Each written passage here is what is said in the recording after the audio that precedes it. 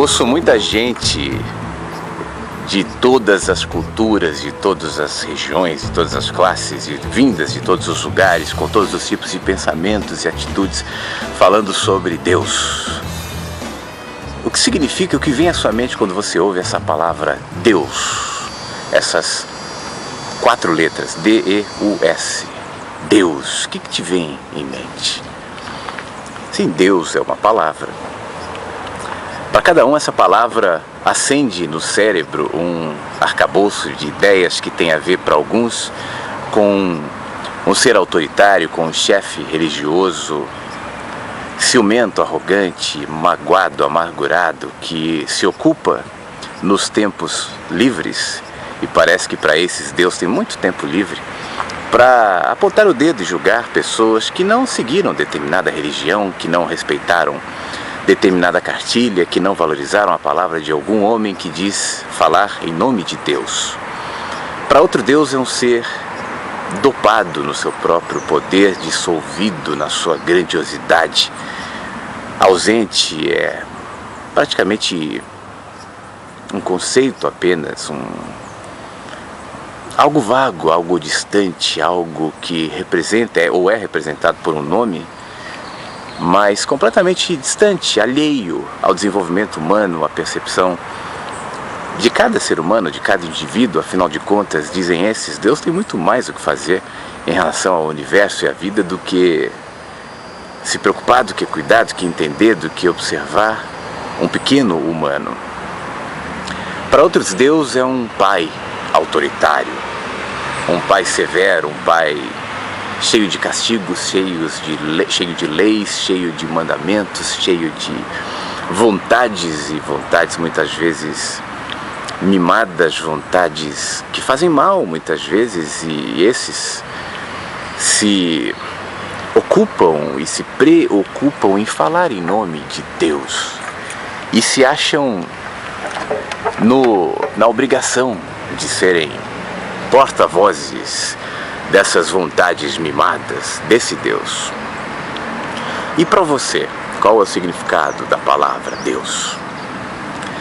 Você sabe que desde muito cedo, eu já falei algumas vezes aqui, eu tenho uma mania, eu gosto de deitar, de olhar para o céu à noite, de olhar para as estrelas, de olhar para a lua e ficar imaginando a dimensão, a profundidade do espaço e, consequentemente, o significado do infinito, e vinculado a isso, o que significa o eterno,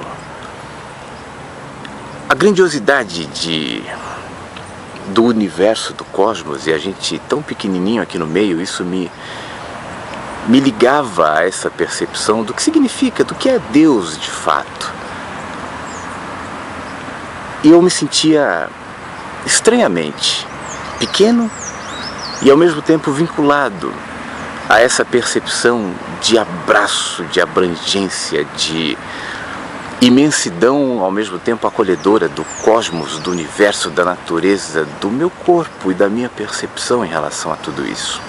E à medida em que o tempo foi passando, eu fui percebendo que sempre que eu tentava entender Deus a partir de uma cartilha de significados, de leis, de mandamentos, a partir de uma sistematização de olhar ou de postura,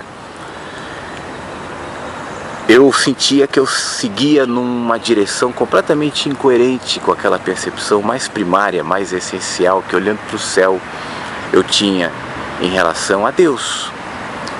E com o tempo, essa percepção foi evoluindo numa única direção.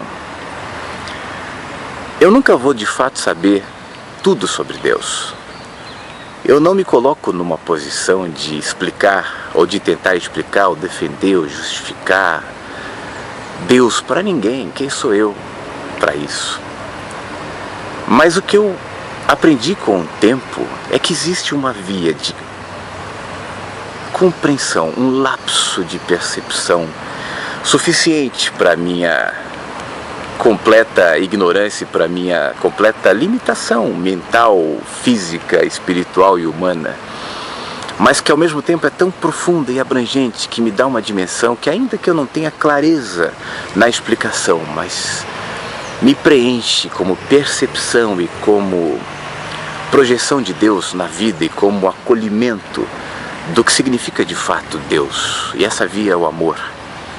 O amor como poder de olhar, como atitude com o próximo. Eu tenho um amigo, o Caio, que costuma dizer que o caminho mais próximo entre eu e Deus é o próximo.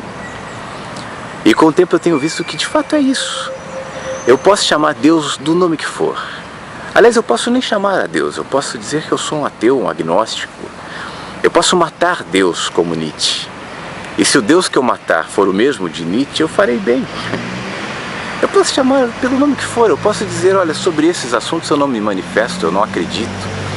E eu posso projetar no nome Deus, assim como a maioria dos que o negam faz, todas as mazelas da religião, todas as guerras, todas as contradições, todos os malafaias e felicianos e parecidos e semelhantes da vida, e falar, eu não quero isso para mim.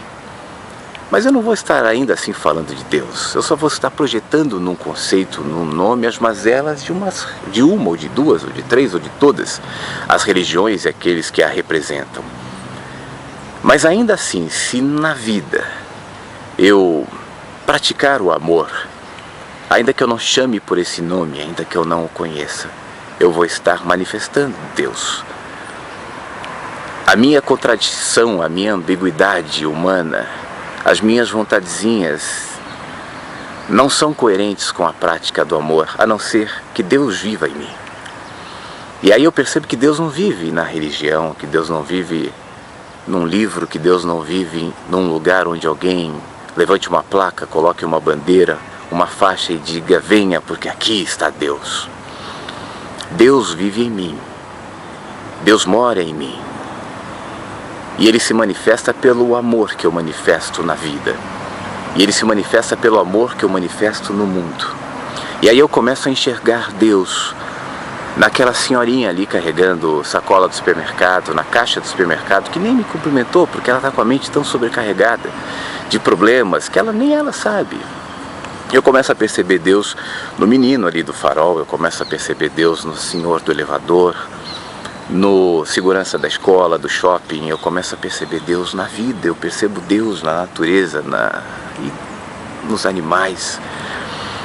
E isso me preenche de um outro estado que me vincula a Deus, que é a gratidão. Eu nitidamente começo a perceber que eu faço parte, não individualmente do mundo, mas eu faço parte de tudo, e tudo faz parte de mim. Esse corpo que um dia vai ficar aqui, vai entrar em decomposição na terra e vai virar terra, vem dela, faz parte dela, está vinculado a ela. E aí eu percebo que há uma conexão entre o meu corpo e o mundo.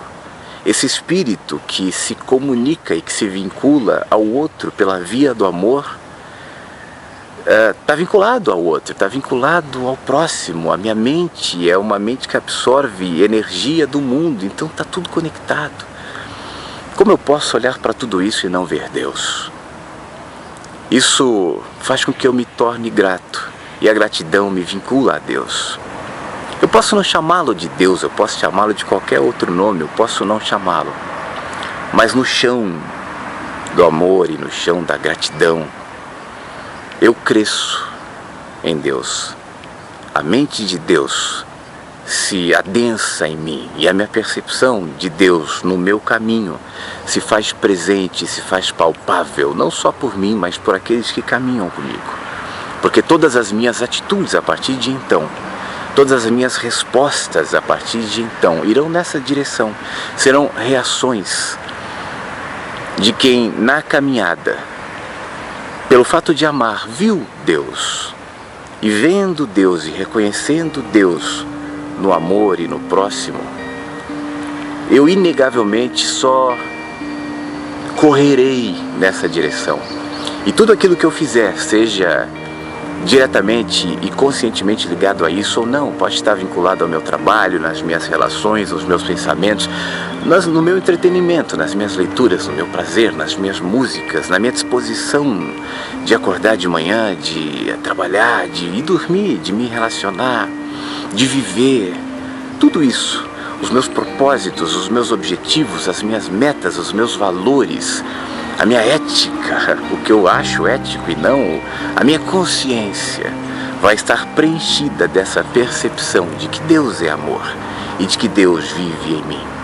Eu posso não ter nomes ou palavras para caracterizar ou para explicar isso, mas elas se tornarão completamente desnecessárias quando o meu caminho for trilhado no chão do amor, que se manifesta no próximo e na vida.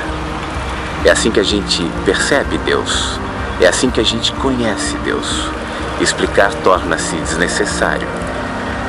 Escrever torna-se completamente ineficiente, quando de fato Deus se torna presente, se adensa e se avoluma em amor, que se representa e se projeta na vida e na minha relação com ela. Você pode não explicar Deus, você pode dizer que isso é um assunto muito distante, que tem a ver com o Papa, que tem a ver com o pastor, com o padre, com as religiões, mas de fato, todas as vezes que alguém tenta usar o nome de Deus para controlar, para ter poder, para manipular, acredite, ele só está usando um nome, 4 letras, D-E-U-S, 3 letras, G-O-D, mas de fato isso nunca é Deus. Deus pode não ser chamado de nome nenhum, mas se for experimentado e vivido em amor, acredite, você o conhecerá e entenderá que tudo que existe só existe porque existe nele. E é por isso que o amor e a prática do amor é o caminho que nos vincula a Deus e faz com que a gente cresça em percepção, em conhecimento e em gratidão. Um grande beijo para você. Pense nisso e fale com Deus que vive na sua mente, que vive dentro de você. É assim que a gente cresce em consciência.